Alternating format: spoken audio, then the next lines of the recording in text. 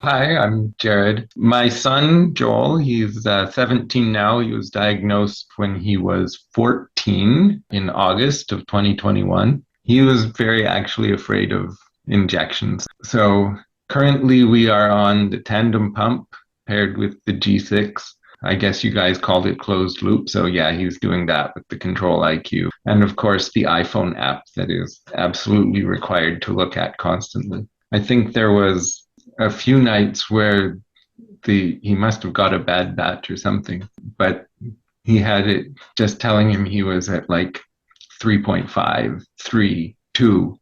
And so naturally you start stuffing him full of sugar. And then it's like at 1.5, and you're like, what the heck is going on? And then so you get out the finger poker and you check, and he's at like 15. And the pump is shut off because it's like taking the readings from the sensor, and you're sticking him full of sugar. And so things can occasionally go a little bit crazy. Now we always poke. So for the pump, like I said, he doesn't like needles.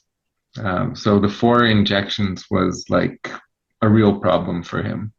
And when you're high and then you have to take more injections and so on and so on, he was like, this is not my thing. So as soon as he was qualified, we started talking about the pump. When we first started out, a lot of people do carb counting right away, but we just had a card that went by meal. So it would be like take 12 for lunch, and then the card that said, if your blood sugar is this, then add extra. And what he was often doing was he was often high. And so he would end up having to take like extra insulin, and then he'd start to like dip, and then he'd have to start eating like extra sugar. And so then he'd be like going high again. And so then he'd be taking extra insulin. And so he was kind of on this roller coaster a lot of the time, and taking like what they called it was feeding the insulin.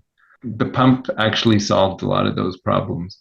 The second thing is he has a love of eating. He is a 17-year-old teenage boy. And so for him, he didn't like having to calculate how much food he was going to eat in advance.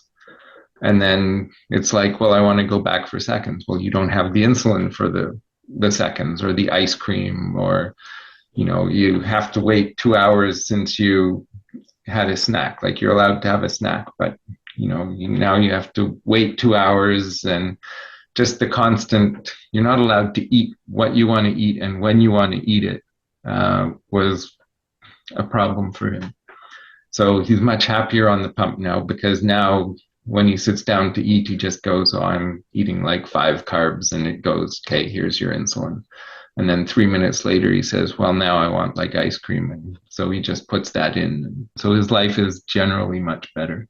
One of the other reasons Joel wanted a pump was when you're at high school and you want to eat, you have to give yourself an injection. And your choice is you can run off to like some special room where you can do the injection in the cafeteria. And so, not wanting to run away, he would do it in the cafeteria. And some of the other kids kind of noticed. And so, having the pump means you can just kind of hide some of that stuff. At the very worst, you're taking out a screen and mucking about with it. It is actually a lot more discreet. So, how we got to the tandem, they sent us like an email with 4 or 5 different pumps and the reps to contact. So like I looked online, and I looked, I think, at Tandem, Medtronic, and Omnipod.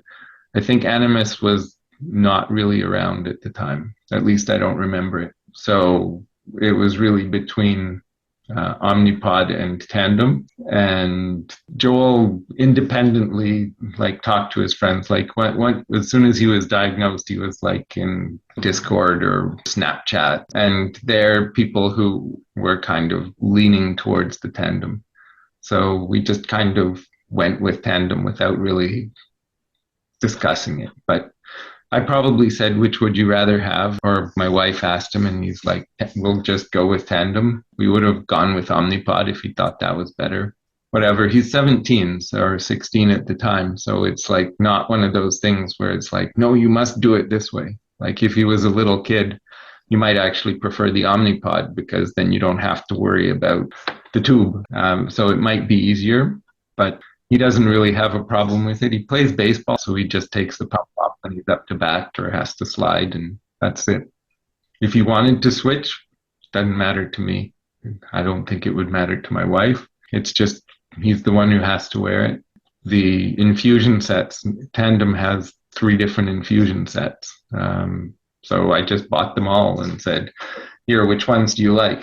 And he likes the True Steel, which is fine for me because it's the cheapest of the 3. The other ones, he didn't like having to like put the injector on and do the injection thing for the plastic ones.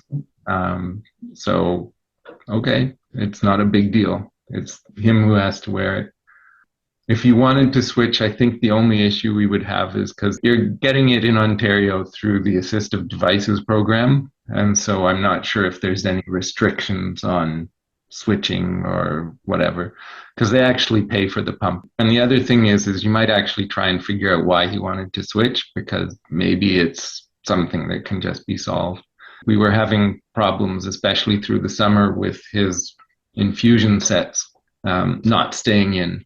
So like we had to go get like Tegaderm patches and find ways to keep his infusion sets from falling out. So in general, I would say the pump is like, for him at least, has been amazing. His sugar is in range, not 100% of the time, but the majority of the time.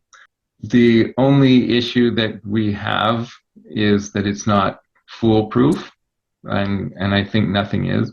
And that's what kind of scares me. We were talking about like embedded insulin pumps and stuff like that.